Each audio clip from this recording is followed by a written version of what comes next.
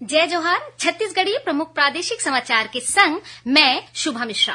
मुख्यमंत्री विष्णुदेव साय आज राज्य मंत्रिमंडल के आने मंत्रिमन के बीच विभाग के बंटवारा करीन।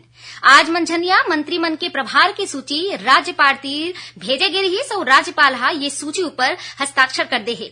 एकर अनुसार मुख्यमंत्री विष्णुदेव साय तीर सामान्य प्रशासन, खनिज, ऊर्जा, जनसंपर्क, आबकारी और परिवहन विभाग के प्रभार रही।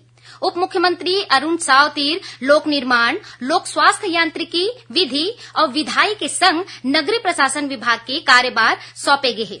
उन्हें उप मुख्यमंत्री विजय शर्मा ला गृह, जेल, पंचायत और ग्रामीण विकास, तकनीकी, शिक्षा, रोजगार के संग विज्ञान और प्रौद्योगिक विभाग के प्रभार सौंपे गए हैं।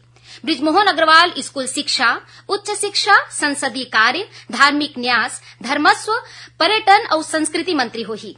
उन्हें राम विचार नेताम तीर आदिम जाति, अनुसूचित जाति, पिछड़ा वर्ग और अल्पसंख्यक विकास, कृषि विकास और किसान कल्याण मंत्रालय के प्रभार होही।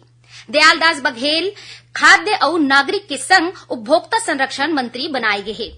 केदार कश्यप ला वन, जलवायु परिवर्तन, जल संसाधन, कौशल विकास और सहकारिता विभाग के प्रभार सौंपे गए हैं। लखनलाल देवांगन वाणिज्य, उद्योग और श्रम मंत्री होही। श्याम बिहारी जायसवाल ला लोक स्वास्थ्य, परिवार कल्याण, चिकित्सा, शिक्षा मंत्री बनाए गए हैं।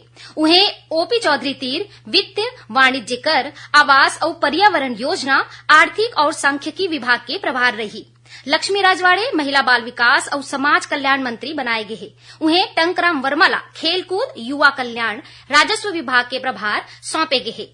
प्रधानमंत्री नरेंद्र मोदी डहाले विद्यार्थी मन ला परीक्षा ले संबंधित तनाव ले दूर राखे बर परीक्षा पे चर्चा कार्यक्रम एदारी जनवरी महीना के आखिरी हफ्ता में प्रस्तावित है।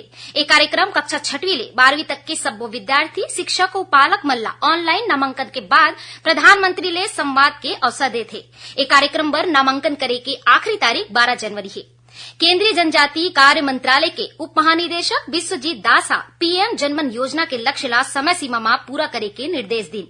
श्री दास काली रायपुर में संबंधित विभाग के नोडल अधिकारी मन के बैठका में कहीन कि प्रधानमंत्री जनजातीय आदिवासी न्याय महाअभियान योजना यानी पीएम जनमन योजना विशेष रूप ले कमजोर जनजाति समूह के विकास के दिशा में केंद्र सरकार के एक महत्वपूर्ण योजना है।